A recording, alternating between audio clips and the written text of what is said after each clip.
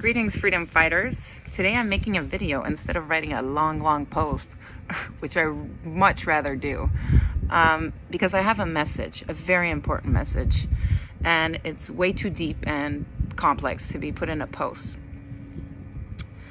I want to step my game up, and I want to tell you why and how. As many of you know, I'm a survivor of incest, rapes, and domestic violence. And I've had a lot of struggles in my life, which created a lot more abuse, which created more trauma, and it's like a vicious circle, obviously. But one of the biggest problems for me from having all that trauma is addictions. And I struggled with drinking and smoking weed and cigarettes pretty much all of my life, off and on. And obviously that's created a lot of problems. And one of the reasons why it was so hard for me to live sober and straight in this world is because I felt like I didn't fit in, and I didn't understand how people can't see all the pain and how we are living makes no sense. We have everything we have here because we're taking it off the back of someone else who struggles, who can hardly eat. And you know, the worst thing is that all the stuff, these extra things that we have, that we think we need, are making us sick and making us disconnected from our reality. And so we have so much mental health issues here. And so it doesn't make sense, and not everything is off balance, you know. I don't know if you guys are aware, but even before the pandemic, 30,000 kids died of starvation every day. And I looked around and no one seemed to care. And I had a really hard time with that. And so I had to work really hard to learn how to manage these my personal emotions towards all the things that trigger me, but also how to manage what was happening around me and what I could do about it. And so it was really hard for me to be sober. But when I was diagnosed with fibromyalgia, I think I was like 39, and I was told it was a long-term disability, and I was in my bed in so much pain, so tired, not able to get up. I told myself it was time to change. I wasn't gonna go down like that. So I got help. I went through group therapy and learned that what was happening to me is not because something was wrong with me, but it was because I was very normal. It was a very normal reaction for what had happened to me. And that helped me a lot to accept myself and forgive myself and start taking care of myself like I had to. And so I got sober April 19th of 2018, 3 years ago. Stopped drinking and smoking completely and replaced that with working out, going to the gym, which is very important for me, for my mental health. But also eating better, doing yoga, meditating, deep breathing, being really aware of what's happening in my body, taking supplements, you know, all that good stuff. And I completely changed around. I mean, I don't have fibromyalgia, or I don't know, I guess when I get nervous, some little things come back, but I know how to get rid of it. I lost 60 pounds and I was in the best shape of my life. And so I used that to help others too, as a facilitator, which I really loved. And I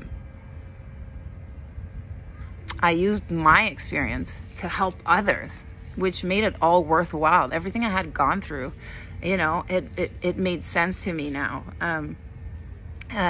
So I was in the best place in my life, and I thought that nothing could bring me down. But when the pandemic hit, it hit me hard. It took me off balance. I feel like both my feet left the ground. I'm so triggered. You know, at first I was trying to maintain working out, you know, everything in a certain way, but at some point I can do it. The stress was too much. I didn't recognize myself. I was crying so much I couldn't breathe. Very unlike me. And I'm not used, I have issues with crying. So it was very difficult. And I was like, I'm going to need to medicate myself. And so I started smoking weed again. I'm really, really ashamed of this. It's a big weakness for me.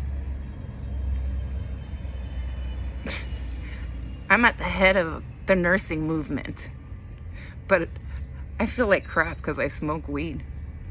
I don't feel good enough.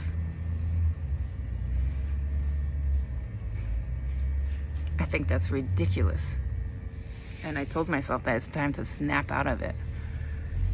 I feel like I'm not a healer because of it. I can't heal people anymore. You know, I'm doing great with the nursing. I'm great there. Let's do it as a nurse.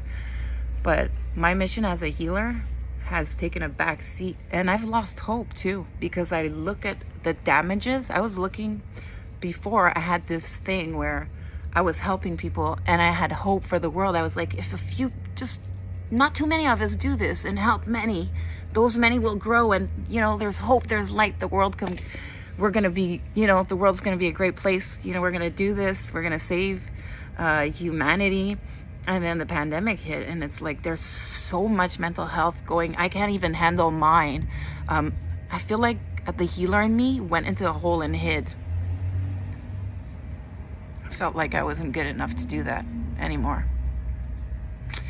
But several months have passed. And the thing is, people say, well, it's just weed. Well, yeah, it's just weed for many people. Could just smoke a joint here and there, having fun with their friends. But for me, it's not just weed. It's an addiction.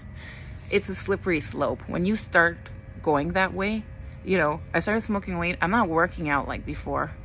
I've lost a lot of muscle mass. I'm not eating enough. I'm not eating well. I don't do yoga. I don't meditate. I'm obsessed with everything about the movement that we're doing, which is great, but not healthy, because I can do much better and help a lot more people if I'm at my best.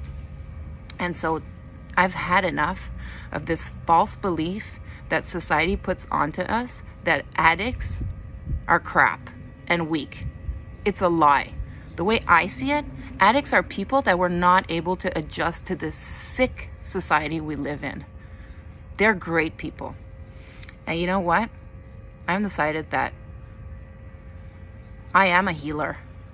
And maybe the setback was for me to see that even in the worst of cases, I can readjust myself. Yeah, go back a little, readjust myself. I feel stronger already. And now I feel like I'm here to help other addicts. Yes, I have a big mission in the nursing field, but I have a much bigger mission in this mental health department, because many are suffering, and I believe that I can help you. We can help each other. So I've decided that we should start some sort of group. So before, like I said, before the pandemic, I was facilitating, and I loved it. It was really important for me. But when the pandemic hit, I was facilitating survivors of sexual abuse, adults, obviously. And I was so triggered at how abusive the measures were. And I thought everyone in my group would feel the same way, but they didn't. They were all scared of COVID. And as a facilitator, of course, I respect how people feel, but I can be truthful and I can share how I felt. And I felt sick knowing that these people that were already abused are being abused again and don't know it. And so I started hating facilitating, and I stopped doing it.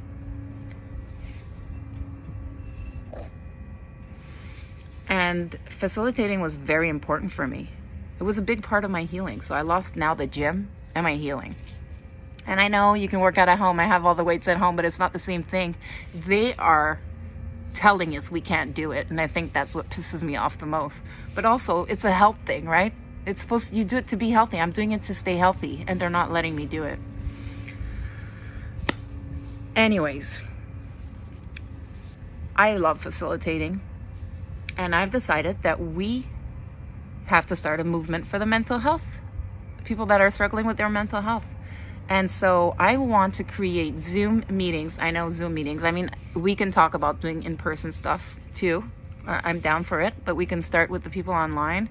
And I want to do Zoom support meetings where we support each other and talk about our things, and we can talk freely about how we disagree with the measures, and no one's going to judge us. So I want to start doing that, but I also want to ask everyone, what can I do? What do you think I should do? Give me ideas. I hate doing lives. I know after this, I'm going to do a live in a few days with Kristen to talk about it. And that's great. She's so awesome. Thank God for Kristen. And she's going to help me with that. But should we do live videos where you ask questions and people come in? Like, what can we do? And I'm not really good with this online stuff, but let's figure it out and let's help each other. I want to create an army of survivors turned warriors, and I want to show these psychopaths who we are. We can do it. All of us together. We will. So that's my message today. I want us to heal. I want to help us heal. We can't vibrate low. We have to vibrate high. There's a lot of power in healing, and we have to use it. So I say, with that, give me your ideas. I love you all so much, and more power to us.